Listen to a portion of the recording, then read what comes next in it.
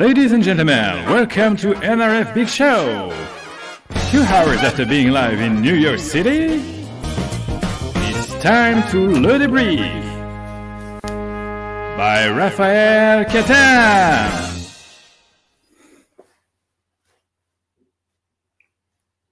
Il y a des événements qui vous marquent un début d'année parce qu'ils donnent la tendance de cette année qui commence. Et vous le savez, depuis bientôt 10 ans, nous décryptons ces tendances et les innovations qui vont transformer vos métiers, vos entreprises et vos modes de travail.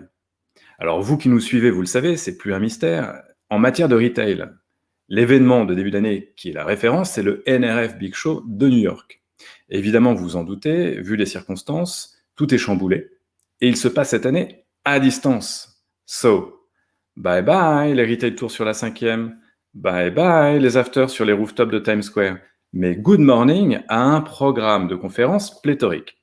Alors plus que jamais, pour y voir clair, mais aussi pour vous faire gagner du temps, je vous demande d'accueillir notre traditionnel envoyé spécial, expert du retail et directeur général de Talenco, Raphaël Catin, from son salon. Salut Raphaël. Salut Cyril, effectivement, de mon salon, hélas. Écoute, je pense que ton bilan carbone s'emportera mieux. C'est donc le premier jour, c'était le premier jour du NRF Big Show hier, tard dans l'après-midi et dans la soirée. À quoi ça ressemble en fait le premier jour d'un NRF en 2021 en mode virtuel? Écoute, selon les dires de Mike George, le chairman du NRF, tu prends un Retail Big Show habituel et tu divises tout par 2. Il y a 300 exposants au lieu de 600, qui sont là en virtuel évidemment. Tu as 130 conférences avec à peu près 2 fois moins de speakers que d'habitude. Et habituellement, tu as 40 000 participants physiques à New York. Là, on ne sait pas. Ils ne communiquent pas sur le nombre de participants. Et évidemment, comme tu l'as dit en introduction, ce qui change terriblement, c'est qu'on n'est pas au Javits Center. Il n'y a pas de retail physique et il n'y a pas de rooftop. Hélas, et ça se passe du coup en chaussettes dans mon salon. Alors, est-ce qu'en chaussettes, tu as vu néanmoins des choses intéressantes? Est-ce que les speakers, même s'ils sont moins nombreux, sont toujours aussi intéressants? Oui, alors en chaussettes, j'ai vu beaucoup de poncifs sur l'année écoulée. Évidemment, tu t'en doutes.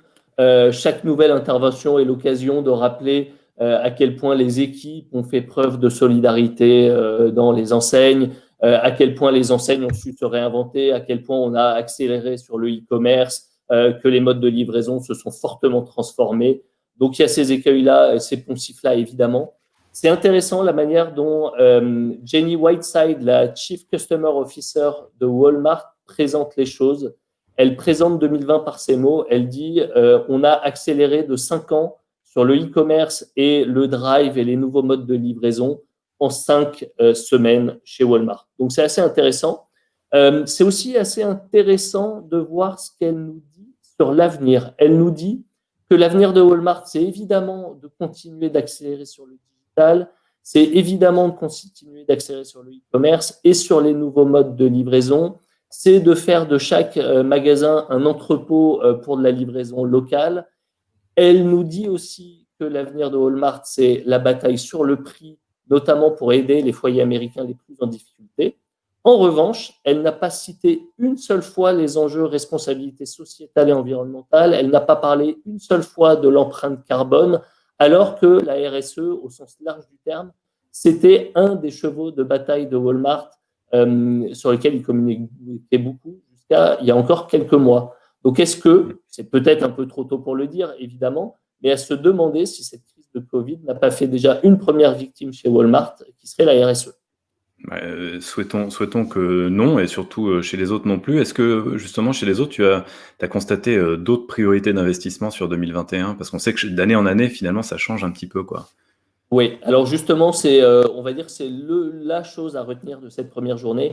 Quasiment tous les intervenants, que ce soit des experts de la tech, que ce soit des décideurs chez les retailers, ont listé ce qui était pour eux les priorités d'investissement sur l'année 2021. On retrouve des choses pas forcément étonnantes, mais des absolues confirmations. Par exemple, les technologies d'inventaire plus rapide et plus précis, puisque chaque magasin est en train de devenir ce qu'on appelle un fulfillment center ou un entrepôt local, notamment pour le e-commerce. Il faut avoir des technologies d'inventaire rapides, efficaces, immédiates. La supply chain aussi, en général, comment on fait en sorte que on rapproche ou on raccourcit entre le temps de fabrication et la mise en main du produit auprès du client, comment on réduit ce temps-là. Beaucoup d'investissements aussi sur tout ce qui peut donner la data en temps réel dans le magasin, aux vendeurs, aux équipements magasins, pour leur donner la capacité de prendre des décisions localement et immédiatement. Toutes les technos qui vont évidemment aussi simplifier la vie du vendeur et lui permettre de passer plus de temps à faire de la relation client et, hélas, à gérer les flux dans le magasin, les gestes barrières, les distanciations sociales, etc. Et puis enfin, beaucoup de choses, et on revient dans du pratico-pratique, mais absolument nécessaire en 2021, sur l'équipement en Wi-Fi, en réseau solide, en hardware, en webcam, en outils collaboratifs pour que le magasin puisse communiquer avec ses clients et avec le siège en visioconférence, qu'ils puissent se former, etc. Parce que, oui, on pourra de moins en moins, les équipes sièges, les équipes terrain des retailers pourront de moins en moins se déplacer en magasin, faire de la formation. Donc, ça commence par ce basique et ces équipements-là. Ce qui est intéressant, c'est que Microsoft, à l'aune, il y a un intervenant de Microsoft, à l'aune de tous ces investissements, il a listé à peu près ses priorités d'investissement comme les autres retailers, et il a insisté sur le prix.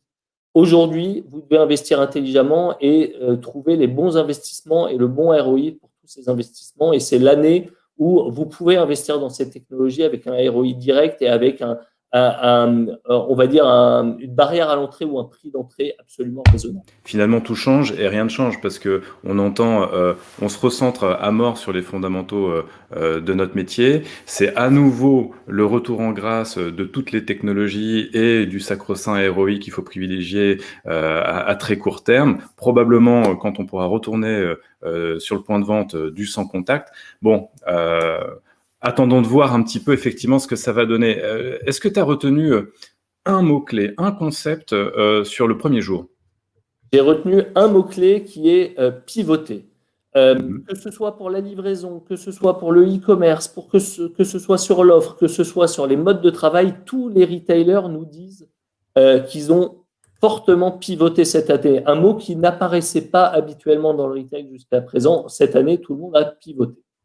Oui, c'est marrant parce que en fait, c'est plutôt un terme qu'on attribue aux startups. On l'a souvent entendu.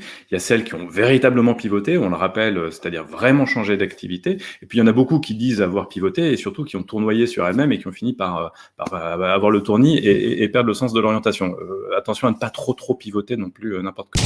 Oui, j'avais un exemple autour du pivot. J'aime bien comment Ulta Beauty formalise cette vision d'agilité et d'innovation et de culture on ne se base pas sur l'expérience, mais on doit se réinventer continuellement. Ils nous disent chez Ulta Beauty, what got you here won't get you there. Donc, ce qui nous a permis d'accéder au succès aujourd'hui, c'est pas ce qui nous garantira le succès demain. Donc, ça impose la réinvention permanente. Et je trouvais que la formulation était assez intéressante. Ok, Raphaël, il nous reste 10 secondes. 10 secondes, qu'est-ce que tu vas suivre aujourd'hui pour nous raconter demain ? Alors, beaucoup de conférences aujourd'hui. J'espère que je vais pouvoir tout faire. Il y a une conférence quand même de Jamie Dimon, le patron de Morgan Chase, sur les prédictions économiques qui est à ne pas rater. Il y a un titre de conférence qui m'attire beaucoup. Ça s'appelle « Les 7 résolutions des retailers pour 2021 ». J'espère que ce sera intéressant. Et puis, tu sais que nous, notre rôle, c'est de développer les compétences. Donc, quand je vois une conférence qui s'appelle « Comment les jeunes talents vont façonner le futur du retail », évidemment, j'espère que ça va être assez inspirant, mais il y aura plein d'autres surprises aussi demain, c'est promis. Ça marche. Merci Raphaël et à demain. Salut Cyril.